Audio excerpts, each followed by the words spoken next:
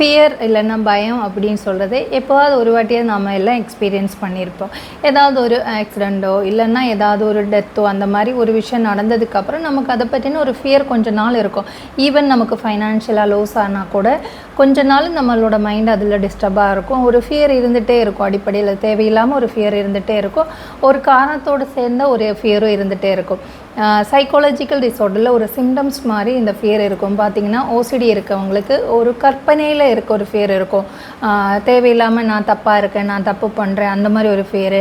என் கூட இருக்கவங்களுக்கு ஏதாவது ஆகிடும்னா அன்னெசரி, அவங்க எல்லாம் நல்லா இருப்பாங்க, ஆனாலும் ஒரு டெத் நடக்கும், இல்லை ஆக்சிடெண்ட் ஆகும், இல்லை என் குழந்தைக்கு ஏதாவது ஆகும், ஹஸ்பண்ட்க்கு ஏதாவது ஆகும், பேரண்ட்ஸ்க்கு ஏதாவது ஆகும். அந்த மாதிரி ஒரு லாஜிக்கே இல்லாமல் அந்த ஃபியர்னால் தினம் அவங்களுக்குள்ள மனசு டிஸ்டர்பாக இருக்கும். பால்பிட்டேஷன் அதிகமாக இருக்கலாம், சரியான தூக்கம் இருக்காது, சரியான ஃபுட் எடுக்க முடியாது, இந்த மாதிரியெல்லாம் இருக்கலாம்.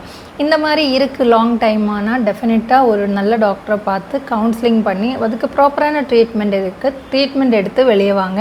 நான் இதில் ஒரே ஒரு சிங்கிள் அக்யூப்ரெஷர் பாயிண்ட் காட்டுறேன். அது ரொம்ப அதிகமாக அந்த பேனிக் வரும்போது நமக்கு ஒரு ஸ்வெட்டிங் ஆகும், பதட்டம் இருக்கும், பால்பிட்டேஷன் அதிகமாக இருக்கும். அதை காம் பண்ணதுக்கு H7ன்னு சொல்கிறது இந்த இடத்துல இருக்குது. இப்படி மசாஜ் பண்ணுங்கள். ஒரு 1 minute இல்லைன்னா 3 minutes வரைக்கும் 2 கையிலுமே பண்ணுங்கள். இந்த நெட்டியோட இந்த ஐப்ரோட மிடில் லைட்டாக மசாஜ் பண்ணுங்கள். சென்டர் ஹெட்டில் எப்போவுமே இந்த 2 பாயிண்ட்டும் இதோடு சேர்த்து இந்த ஒரு பாயிண்ட்டும்